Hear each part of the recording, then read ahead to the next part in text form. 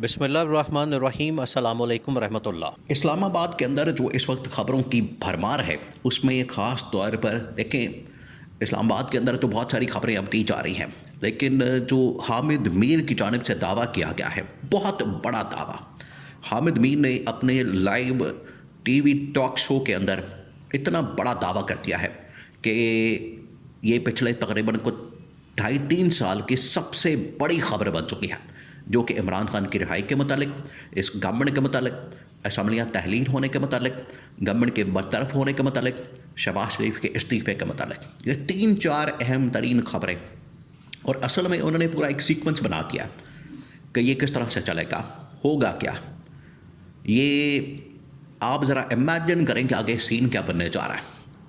یہ حامد میر نے پورا کا پورا اس کا پوسٹ مارٹم کر کے کچا چٹا کھول کے رکھ دیا اور ساری حقیقت کھول کے رکھ دی ہے۔ دیکھیں، وہ بڑے کریڈیبل سینئر جرنلسٹ ہیں، انہوں نے پچھلے تقریباً کوئی 30-40 سال 3-4 دہائیاں صحافت کی اور اقتدار کے ایوانوں میں بڑی کریڈیبل قسم کی رپورٹنگ۔ اب ان کے پاس جو انفارمیشن ہے، ظاہری بات ہے وہ بھی کریڈیبل ہے۔ اب سین کیا ہونے جا رہا ہے؟ دیکھیں، یہ جو 27ویں آئینی ترمیم پاس کی ہے، اس نے تقریباً کوئی 60-70% آپ کہہ لیں کہ گورنمنٹ نے اپنا سب کچھ ہاتھ پاؤں باندھ بوند کے اپنے آپ کو اسٹیبلشمنٹ کے آگے پھینک دیا۔ یہ بالکل ہی آپ اس طرح سے سمجھیں کہ جب قربانی کا بکرا ہوتا ہے، اس کی ٹانگیں باندھ دی جاتی ہے اور بعد میں اس کو لٹا دیا جاتا ہے، پھر کسائی کیا کرتا ہے؟ چھری پھیر دیتا ہے، اس کی قربانی ہو جاتی ہے۔ تو انہوں نے خود ہی ماں تو پھر چلیں، باندھنے والا کوئی اور ہوتا ہے، یہاں پر ان لوگوں نے خود اپنے ہاتھ پاؤں باندھ کے اپنے آپ کو اسٹیبلشمنٹ کے آگے لٹا دیا۔ تو وہاں کیا ہوگا؟ پھر چھری پھرے گی، اور یہی سین بننے جا رہا ہے۔ اب آپ نے پورا سین سمجھنا۔ یہ 27ویں آئینی ترمیم جو ان لوگوں نے کی ہے، انہوں نے سارا کا سارا اپنے آپ کو اسٹیبلشمنٹ کے حوالے کر دیا۔ آلریڈی دیکھیں، ایک تو ان کی آئینی قانونی حیثیت کوئی نہیں تھی، عوام کی سپورٹ کوئی نہیں تھی، اخلاقی حیثیت کوئی نہیں تھی۔ ایک ایسی گورنمنٹ حکومت جو کہ فارم 47 کی جعلی طریقے سے چوری کے مینڈیٹ کے ساتھ اور لوٹ مار کر کے اور پورا مینڈیٹ چوری کر کے آ گئے، ان کی کیا حیثیت ہوگی؟ نہ اخلاقی، نہ قانونی، نہ آئینی۔ اوپر سے انہوں نے 26ویں ترمیم کر دی، 27ویں آئینی ترمیم کر دی۔ یہ گورنمنٹ کے کنٹرول میں نہیں گئے اس وقت ادارے۔ اگر عدلیہ آج ان لوگوں نے کنٹرول کر لی ہے تو یہ گورنمنٹ کے کنٹرول میں نہیں ہے، اسٹیبلشمنٹ کے کنٹرول میں چلی گئی۔ اب اس بات کو سمجھیں، یہ ان کی غلط فہمی ہے، خام خیالی ہے کہ یہ ان کے کنٹرول میں چلی گئی۔ اب ہونے کیا والا؟ اب آ رہی ہے 28ویں ترمیم۔ 28ویں ترمیم میں آپ کو بتائے کہ یہ 3-4 بڑی ڈیولپمنٹس ہونی ہے۔ نمبر 1، صوبے بنے گے۔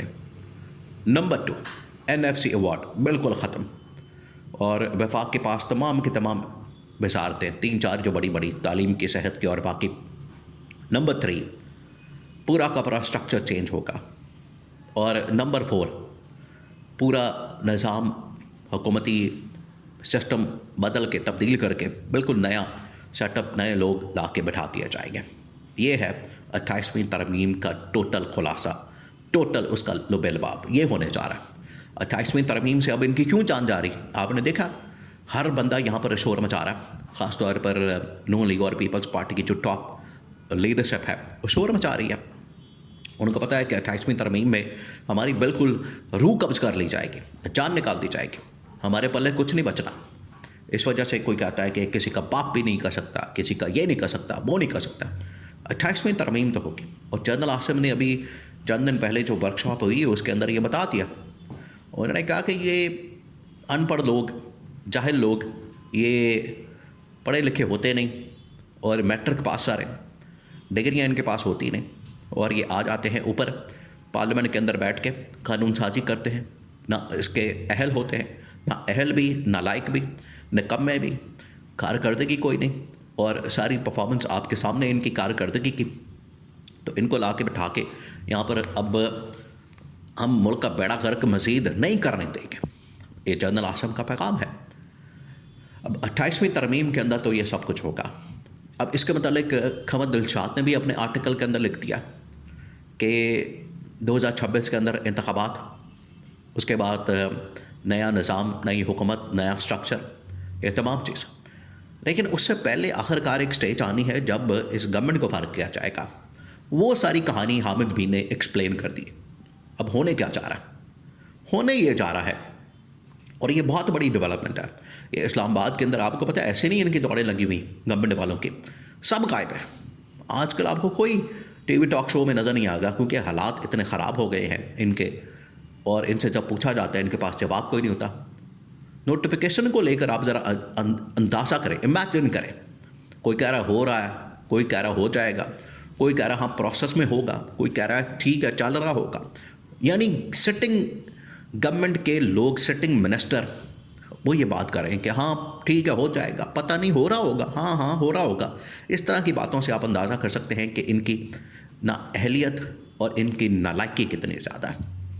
حامد امین نے کہا کہ پہلی سٹیج میں یہ 3-4 سٹیجز ہیں.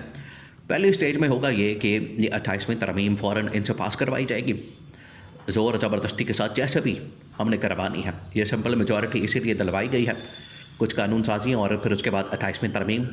نمبر 2 کے اوپر پھر یہ گورنمنٹ کو باقاعدہ طور پر سیک کر دیا جائے گا، برطرف کر دیا جائے گا، اس کو گھر بھیج دیا جائے گا. اور اس کے نتیجے میں پھر ایک دفعہ 28ویں ترمیم ہو گئی، اپنی مرضی کا صدر بھی ایون کے لا کے بٹھایا جا سکتا ہے، اور صدر کو لا کے ہی یہ کام ہوگا، اور اس کے ذریعے سے پھر اسمبلیاں ڈسالو کروائی جائیں گی. شہباز شریف کو بچوانا وہ عدالت کے ذریعے فیصلہ کروایا جا سکتا ہے، اس کا دوبارہ کیس کھولا جا سکتا ہے، یا کوئی بھی ڈسکوالیفیکیشن کی درخواست لے کے عدالت کے اندر جا سکتا ہے، وفاقی آئینی عدالت میں. شہباز شریف تو وہاں سے کیا. دوسرا جو اسمبلیاں تحلیل کرنا ہے، اس کے لیے صدر اپنی مرضی کا لا کے وہاں سے اسمبلیاں تحلیل کروا کے تو پورا کا پورا سیٹ اپ ہی لپیٹ دیا جائے گا. نہ اس میں بچے گا نون لیگ کا کوئی آدمی، نہ نون لیگ کا بندہ، نہ اس کے اندر بچے گا کوئی پیپلز پارٹی کا آدمی، نہ پیپلز پارٹی کا بندہ.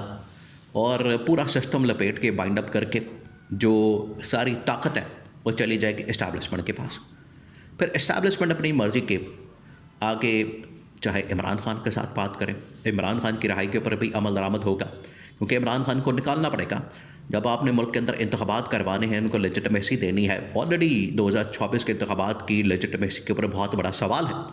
عالمی ادارے، پاکستان کے ادارے تمام کے تمام اس کے لیجٹمیسی کے اوپر سوال اٹھاتے ہیں. تو عمران خان کی رہائی اور باہر آنا بڑا ضروری ہوگا، کیونکہ اس کے بغیر آپ کو انتخابات کے اندر، الیکشن کے اندر لیجٹمیسی نہیں ملنی. اس کو لانا، باہر لا کے بٹھانا، انتخابات کروانا. اور اگر فری اینڈ فیئر ہو گئے، یہ حامد امین کی جانب سے دعویٰ کیا گیا، فری اینڈ فیئر انتخابات ہو گئے، تو 2024 سے بڑا مینڈیٹ، بہت بڑا، یہ بہت بڑا دعویٰ ہے، اس سے بڑا مینڈیٹ جو ہے اس مرتبہ عمران خان کو ملے گا. اگر فری اینڈ فیئر، بغیر کسی رکاوٹ دھاندلی، بغیر کسی دھونس کے، بغیر کسی مینجمنٹ کے، بغیر کسی RO کے، اگر فری اینڈ فیئر ہوئے تو اتنا بڑا مینڈیٹ ملے گا 2/3 میجورٹی سے بھی زیادہ کا، کہ اس کے بعد پھر عمران خان کو روکنا، اس کی گورنمنٹ کو روکنا، اسے وزیر اعظم بننے سے روکنا، کسی کے اندر اتنی ہمت اور جرأت نہیں ہوگی، اور وہ گورنمنٹ بھی سنبھالے گا اور وزیر اعظم بھی بنے گا.